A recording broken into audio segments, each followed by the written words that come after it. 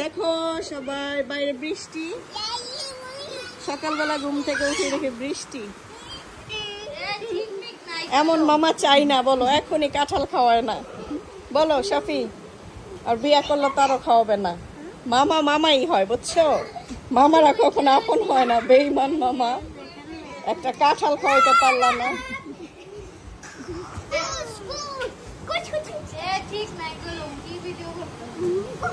সমস্যা নাই, আমাদের মাঝে সবাই দাঁত ব্রাশ করতে, আপনারা করে নাই। সকালবেলা কি কি জানি দেখলাম,